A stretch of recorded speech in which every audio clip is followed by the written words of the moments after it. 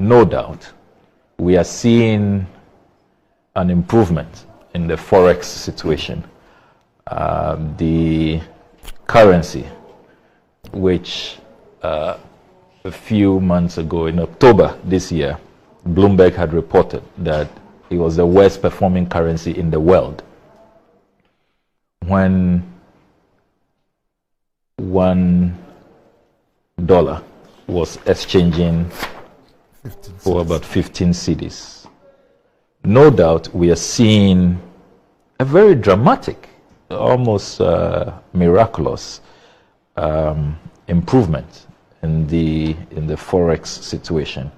The latest Bank of Ghana exchange rate, which has been widely circulated, is showing that it's now exchanging for 7.9 cedis to $1. That's remarkable if you see where we have come from over the last few months. We've seen the currency depreciate by more than 50%, and has been the worst performing currency in the world.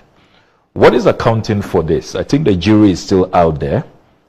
Is it the staff level announcement by the IMF, which has brought some confidence to the market? Is it the fact that we are now having a lot of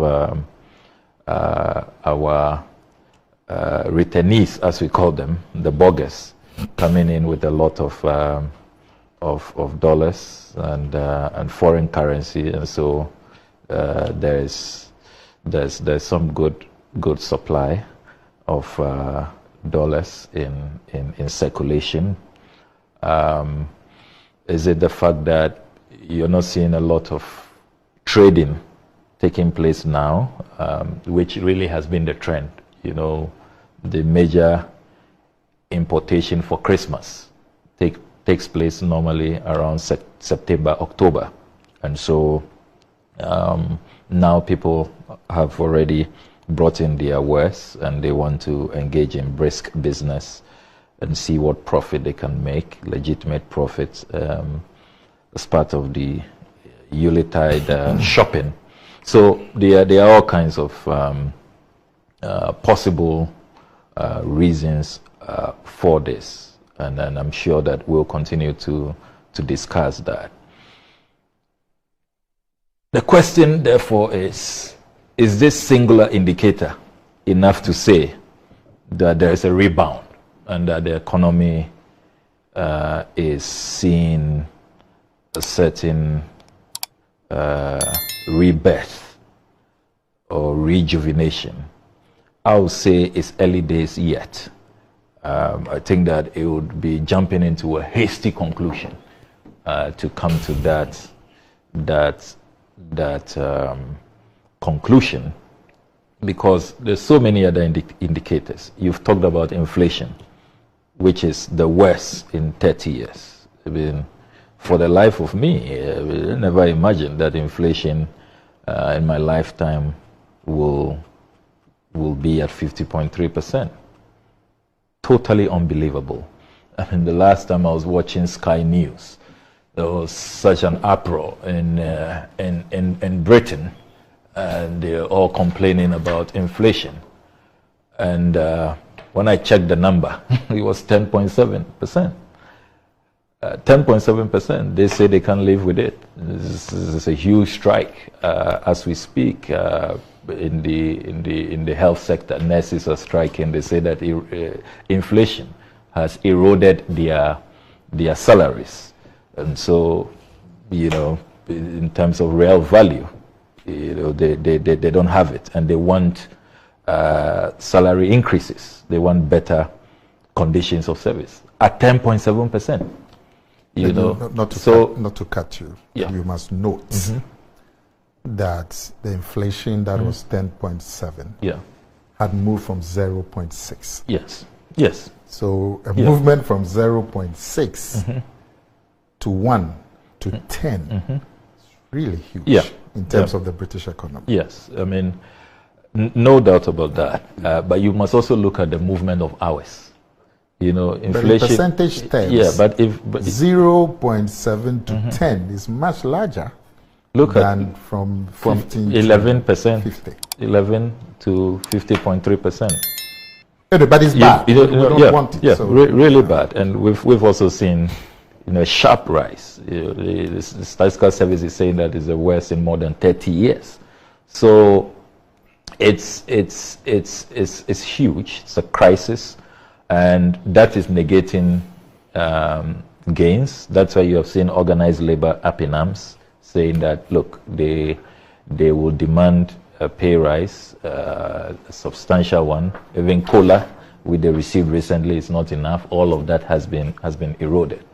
Then you must also look at our national debt situation. You know, what is the national debt situation? I mean, that hasn't changed either.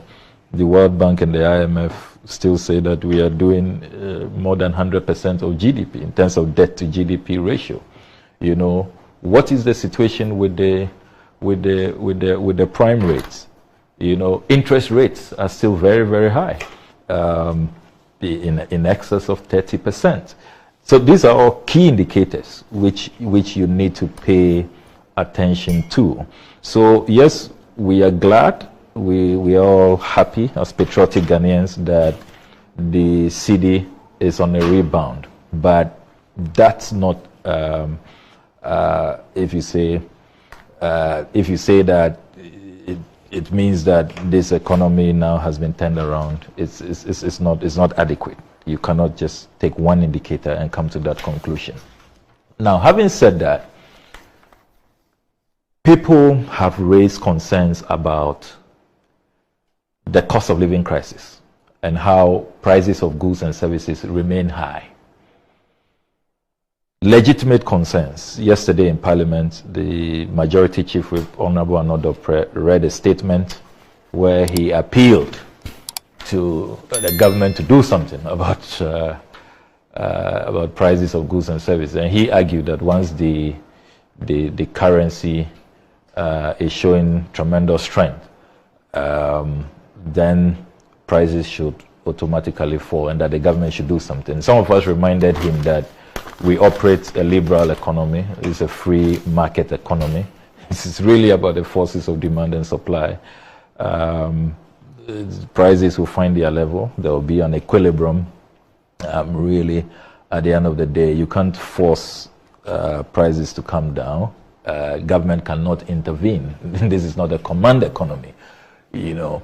But you see, I think that there's been a lot of unfairness directed at transport operators and also our traders, our business people.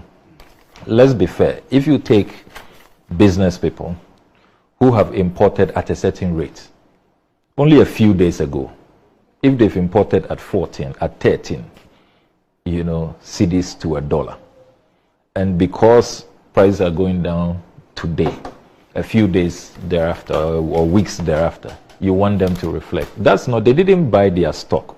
What they are selling to you, they didn't buy it at the current rate. So it's quite unfair to them to say that they must immediately reflect. That automaticity that people want to see, I think that it's premature. You need to take some time and allow them to deal with what the old stock is. Then when they go and buy at the current rates, then you will expect that they will sell to you at current rates. So let's be careful about that. You must also bear in mind that it's not only the exchange rate. That's not the only factor. There are other factors. General prices of goods and services on the decline. Have they plummeted? Have they fallen? No. You know, and these people live in the larger economy. They buy other things. They are paying water bills, light bills, you know, and other things. You know, they're paying rent, you know, if they are selling to you from a shop. If all those things have not declined, they are all part of the price buildup. So to expect a certain dramatic fall today, just because the currency has fallen today, we are being most unfair to the business people, to the traders, and we have to watch that. Same for the transport operators. Okay. You see, there are a number of factors. It's not just the exchange rate. you must also bear in mind that spare parts, the cost of spare parts, it's a huge factor. It's not a matter that can just be dismissed. So what is the situation? And these spare parts dealers are also telling you that, look, we brought in these spare parts at a time that the exchange rate was high. So we cannot, sell it to you at the current, exchange rate situation. So you have to bear that in mind. Then, to be fair to the transport operators, remember that they were agitating at a time that prices had risen through the roof. Yes. When the CD was changing for 15 CDs, for $15, I should say. They were agitating that the prices, they want to go up. So some of them even broke ranks, if you remember. Some of them broke ranks. Nana Komia's people, you have to commend them. They stayed the course, they weathered the storm, but I'm sure they've made huge losses. We'll be hearing. I remember, when. Yes, over here, yeah. Yes, he kept on, he had a chart, the number of times that, the petrol prices have gone up, and the number of times that the transport fares were going up. It was not commensurate. It was not automatic. It was not at the same level. So they've made huge losses.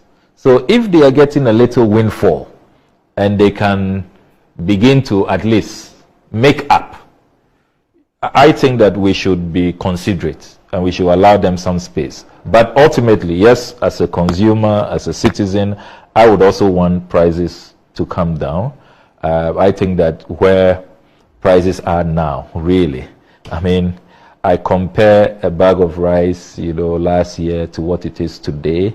You compare, oil, you compare, mackerel, you compare everything that, the popular items that are bought in this season, it's more than tripled, quadrupled, so yes, we all want to see a certain easing off, a certain decline, but the way people speak as though it should be so dramatic and it should be instant, I think that we are not introducing a certain nuancing.